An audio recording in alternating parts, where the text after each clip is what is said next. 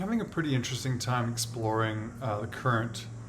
state of programming with AI, and I'm just getting a feel for it. I have been over the past months, and I thought I would just start to share some of my insights as they're coming out in a little video diary. So here's my first one. The thought for today that I wanted to share was that it's interesting getting a feel for where the current limits of the state of the art of just publicly available models are. So if we talk about, let's say, ChatGPT 4.0, there's a very real limit to the ability that it has to code, and that limit is so much further, it's so much better at coding than the previous version of the model, but it has a very real limit, and it's interesting getting a feel for just a very like fingertip touch feel for where that limit is. And it is basically, as to my mind, as I can see it, it's basically that it's a novice in all domains of software engineering. So it sort of understands every part of software engineering, but it can only program applications at the novice level. So it's a little bit like you have like an unlimited gang of novices from every different background of software engineering, a novice who's played with every different subdomain of software engineering. But as soon as you want to start to build a complex application, you're limited to the novice level. And at that point, if you're not a software developer, essentially you're lost, because it's going to start to get confused, and at that point you won't have enough domain knowledge to help it, or to drop down into a more algorithmic level of thinking, and to help it through exactly what implementation it should use to get through its block, those kinds of things. So if you're not a software developer, like that, essentially that's the end of the road for you, that limit of where it can just gracefully respond to human language and provide functioning applications as a response. And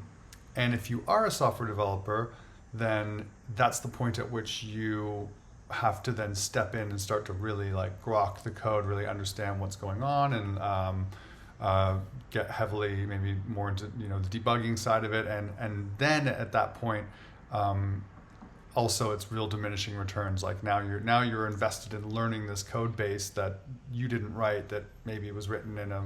way that's confusing or sloppy, or however, it depends on how you actually instructed it to write the code in the first place. But you have to now load the program into your RAM and work on it with your mind,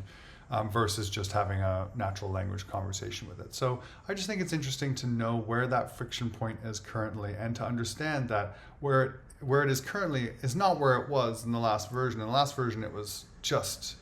so much less capable. Now it's so much more capable, but it's definitely no more than a novice, a capable novice. And then you can imagine that the next generation, maybe it will be an a more experienced novice, or maybe it will bump into the intermediate software developer category. And at that point, all of a sudden, boom, the ability to just speak to it with natural language and have it execute applications, the scale and complexity of those applications will be much larger, much more ambitious, capable of much more ambitious requests. And that it's kind of worth knowing where that friction point is at any given time. So,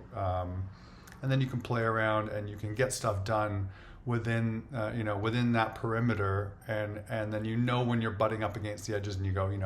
if you're not a software developer, you just say, okay, that's the limit of what this thing can do for me. Now I have to hire somebody to write that code, or just not write that application. If you are a software developer, you have to decide, do I invest now in getting, rolling up my sleeves on this app, or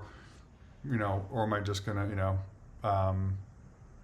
ditch it and just know when you get there, rather than getting there and then wasting a lot of time at that perimeter, being frustrated that it's not,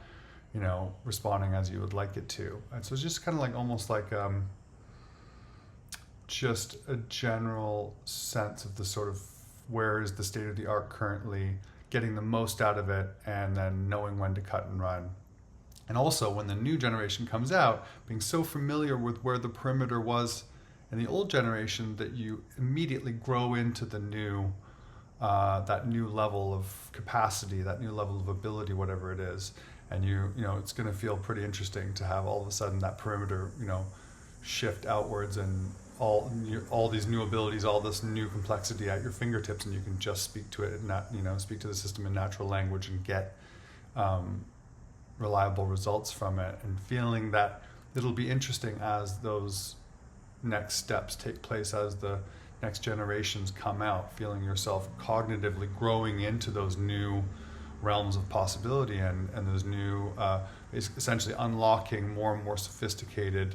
abilities to just speak and have functioning software as the response. So that's my thought for today, getting that fingertip touch for where's the current edge of the state-of-the-art's ability, and what does that mean for you if you are or if you are not a software developer.